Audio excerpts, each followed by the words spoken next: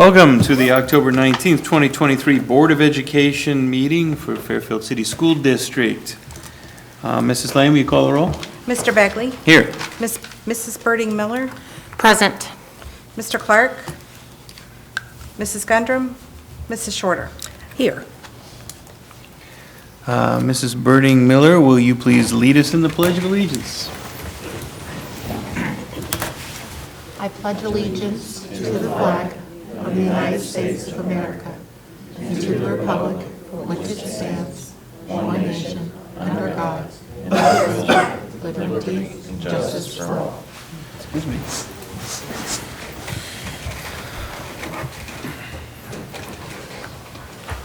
Mr. Smith, presentations and resolutions. Yes, Mr. Begley, members of the board, we do have one presentation this evening. That is in regard to how our school district is funded by the state of Ohio. This is one of the topics that the board chose during our exercise back during the summer. So at this time, I will turn it over to Mrs. Lane.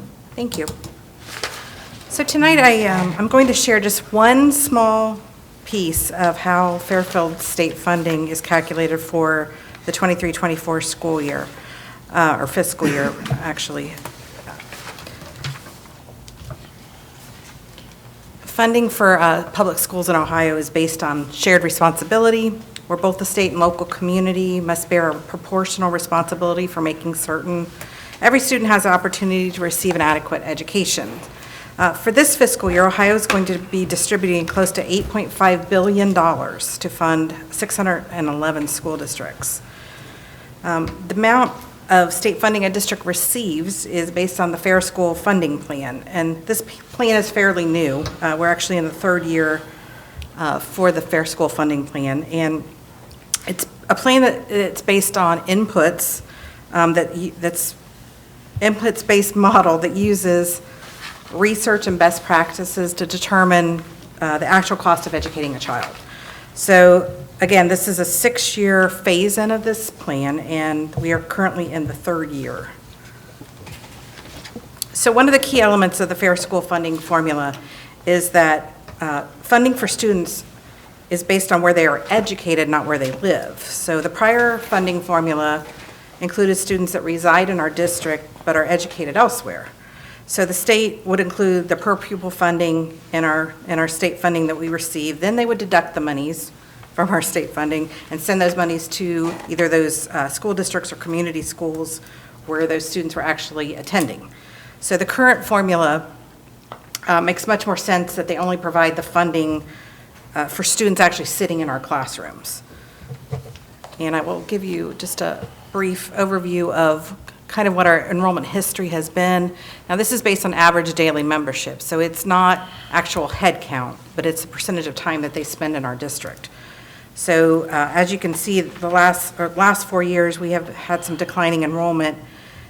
Just to note, from 2021 to 21-22, that's when the Fair School Funding Plan came into play, and where the students that were going to other community schools, that's why you may see a reduction in count there.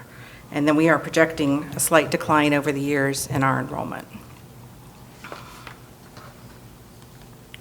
The second key element to the Fair School Funding Plan is that it is an input-based funding model, and it establishes what they call a base cost methodology.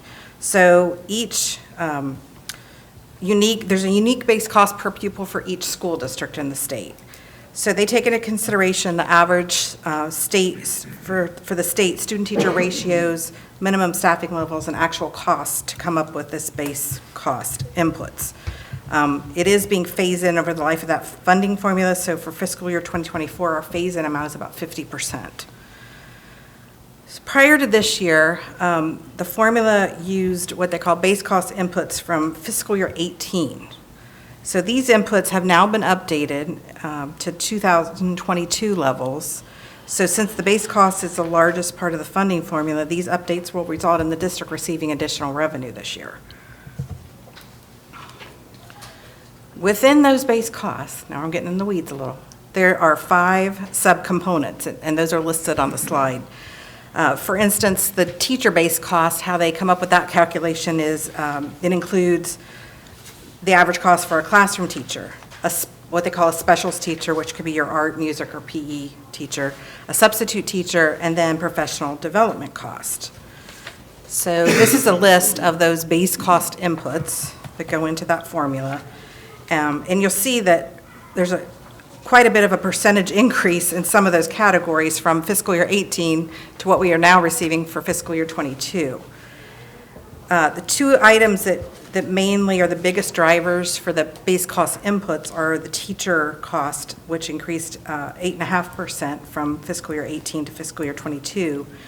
And then also, if you notice, the health insurance increase of 20.24%. That also helps drive our base cost increasing. So moving forward, the hope is that the legislature will continue to update these inputs to reflect more recent cost. So as a district, that unique per pupil base cost for us is about $8,069. And of that $8,069, 57% of that is our local dollars, 43% is what's provided by the state. But as a comparison, the state average base cost per pupil for this fiscal year is approximately $8,242. The third key element here is basically the calculation of the district's ability to raise revenue locally. Again, the state works to equalize funding and provide additional money to districts that don't have the capacity and wealth to raise revenues locally. So this is determined by using both the assessed property values and our resident income. So as property values increase and resident incomes increase and our enrollment stays about the same, the state views our district as becoming wealthier. The wealthier the district becomes, the less state aid that we receive. So with all those discussions happening right now regarding tax values and property values, at the moment, House Bill 187 was passed by the House, is now in with the Senate to consider. We don't know what the final outcome's going to be yet. So, depending on where everything falls with those property values, it may have an impact on our funding. Hopefully, next month when I present the 5-year forecast, maybe I'll have some additional information for you that would help guide us as to what those projections might be for us. The fourth element is the state providing additional funding for certain categories of students that may need additional resources and supports to ensure an opportunity to learn. Most of those supplemental monies are considered restricted funds, and those meaning that those funds must be spent on those specific categories of students. And I can just tell you from experience, we spend at least that restricted amount of funding and more to educate most of our kids there. So overall, our actual state funding is listed for fiscal year 22 and 23, and then our projected state funding for 24 and 25 is listed. I did break it down between what was restricted amounts of money and then what's unrestricted. But again, some of those estimates may change after we find out what happens with the property values. So I've just touched the surface of school funding. It's a complicated subject. I know the board realizes that. There is a wealth of information available on the Ohio Department of Education's website. Hopefully there will be also some more information I can give to you next month when I present the 5-year forecast. And again, I just touched the surface tonight, but I didn't want to overwhelm you with all the getting down into the weeds. So I hope that helped a little bit with understanding at least partially how we're funded. Be glad to answer any questions.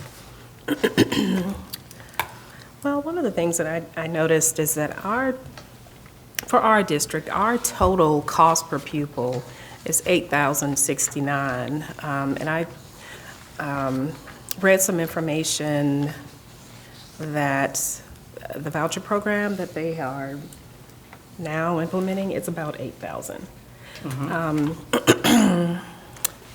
I'm just wondering, as time goes on, do you think that there might be some push to kind of increase those numbers, since essentially we're, for our district, we're right there, and whether or not our property values increase, I mean, with phantom revenue, do we really even get the benefit of that? So I don't know whether or not our district could ever really be considered as on the upscale when we have a cost per pupil that's right at the amount that they're giving out in vouchers.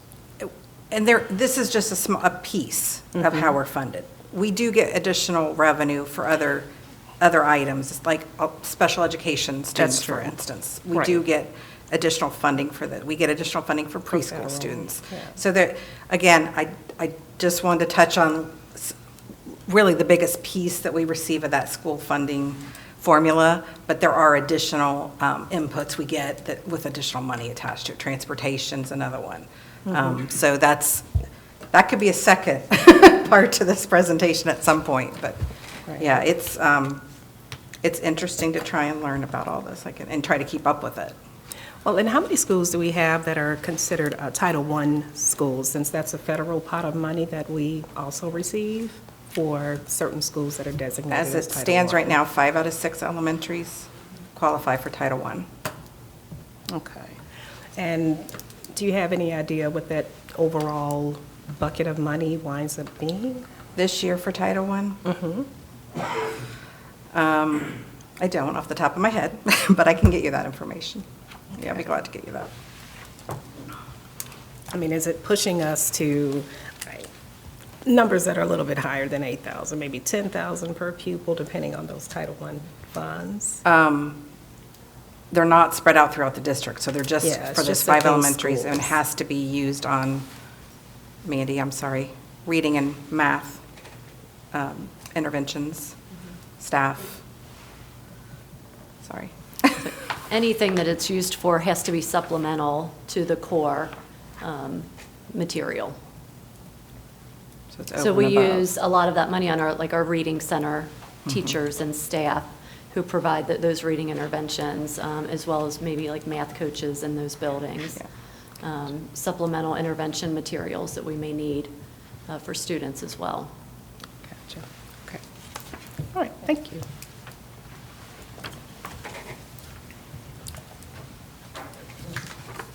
I really appreciate, Nancy, you putting this together for us. I know this is just a small scratch on the surface, but I do appreciate even just a small look at the understanding, because it's good to get these kind of informations when we get the 5-year forecast. There's so much information in it that I don't always get the little in-depth things like that. So I really appreciate you putting that together for us today. Thank you. Thank you. And I do as well, and I think my takeaway was the fact that for all the talk about the funding that comes from the state, the majority still needs to come from our community. And so certainly appreciate the community for supporting the schools, and what does that mean in the future, right? We'll see where Right. the local property tax goes and the impact it has, and it's still being legislated, right? They're still looking at it. Yeah, and They're I'm trying not to. positive in November when I present the forecast I'll have any more information, because they have a while to work on that at the state level and see where it ends up, so That's right. I'm hoping. I think the House passed a bill, and then the Senate has until November 14th or Right. something to, And then if they make changes, it has to go back to the House for consideration, so it could be months. so it could be a scenario where that first tax increment will come out, and then it will be adjusted later Next- if in fact next they year, change it, yeah. right? So We'll see. that's a moving target for sure. So I did look up the Title I budget, so it's just over 1.36 million that we receive. And again, most of that is in staff. And we also use it for summer school. So that's an allowable expense as well. Okay, thank you. Thank you.